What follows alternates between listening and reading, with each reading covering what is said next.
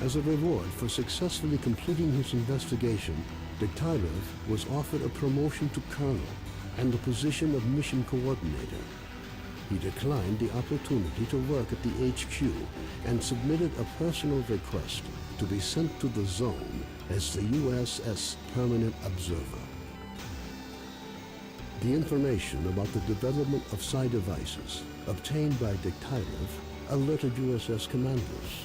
All the information gathered on X-designated laboratories was removed from military archives and filed as top secret.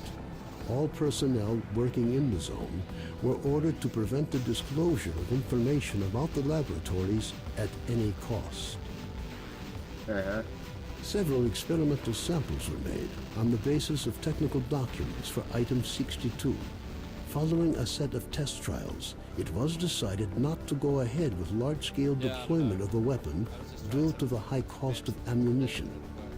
Nonetheless, it would be reasonable to assume that further development of the Gauss rifle is ongoing.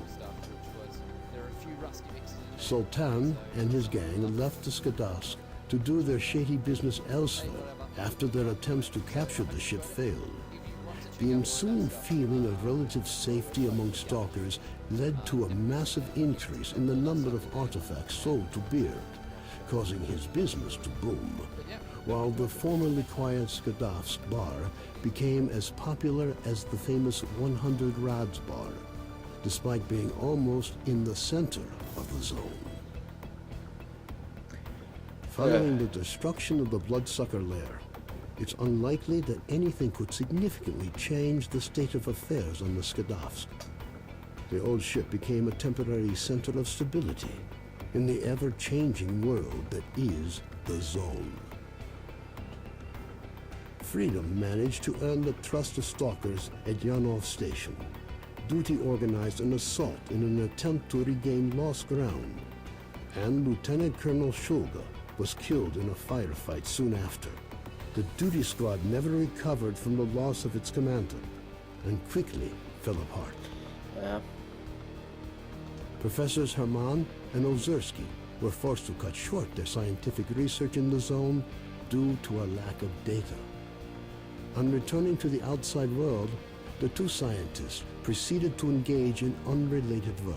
Yeah, that can be a bit different if you actually help them, I believe. Gary's stories about the Army's fate scared stalkers away from Pripyat.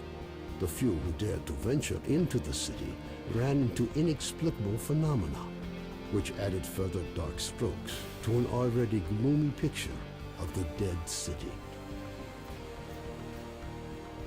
The legend of the Oasis stopped being a legend. The identity of those who managed to find a way to the secret anomaly became an increasingly regular topic of conversation among stalkers.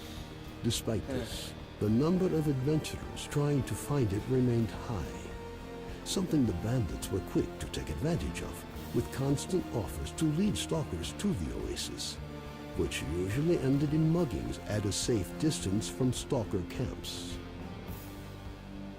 The area around Yanov Station gained a reputation for being one of the most dangerous places in the zone. Fewer and fewer stalkers make it back from raids, many dying at the hands of mutants within view of the camp. One of those missing is Trapper, who set out to track down a chimera on what appears to have been his last hunt. The rumors of Zulu's fate reached the leader of duty, General Voronin.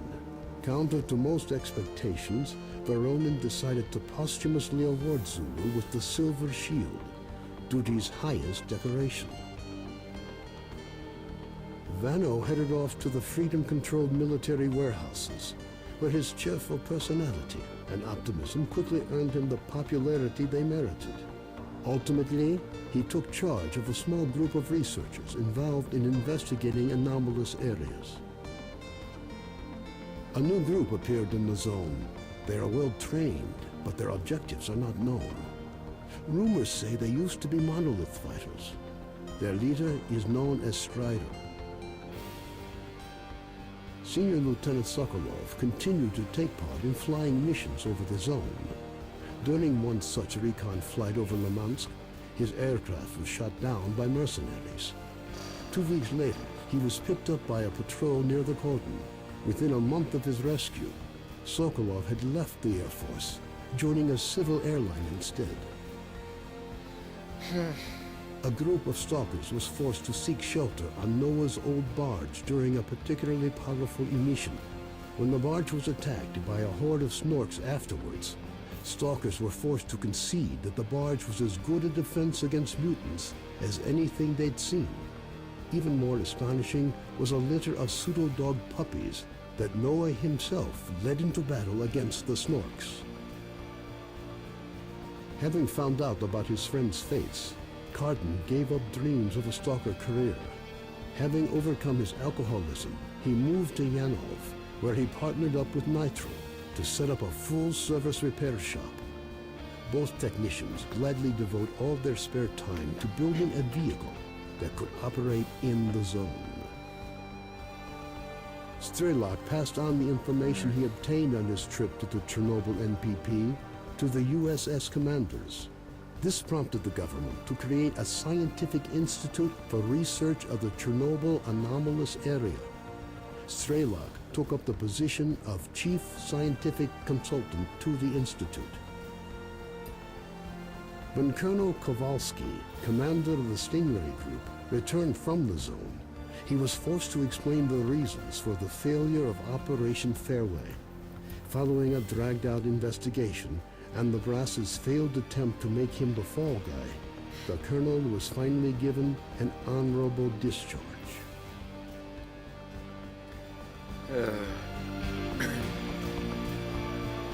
Well, looks like it's it, guys. It's very similar to the Fallout 3 ending, where it's kind of slideshow, kind of showing you what happened over the actions of the game. Now, I really didn't miss a lot. From the looks of it, I got the crappy I didn't help the scientist ending, and I guess Zulu dies. I don't know. You might meet him somewhere in the field, save him. I don't know. But yeah, I was Stalker called Pripyat. This song back here at the end, this last ending credits song, this one right now, it's actually kind of good. I like it. I don't know. But yeah, this is called Pripyat. It's one of the few games I've actually played multiple times. By multiple, I mean over once. So this is my second time finishing it. It's not bad. It's not a bad game. It's a little buggy, as you saw. Some poor choices in terms of design. Kind of pissed me off. But it's still a good game. It's still a good game. What else to say? Yeah, I don't know what.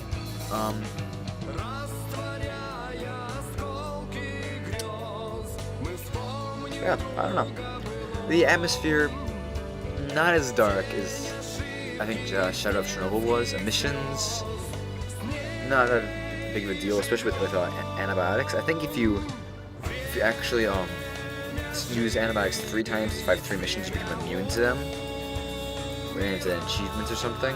I don't know. It's like something like that. But yeah, you become immune to missions, so you can stay outside. I actually haven't done it. I haven't survived 3 of them like that. So I'm only resetting what I know or what I read. So yeah, it's easy, unfortunately. At least on that difficulty at normal, it's extremely easy. Especially once you get a good weapon. As soon as you get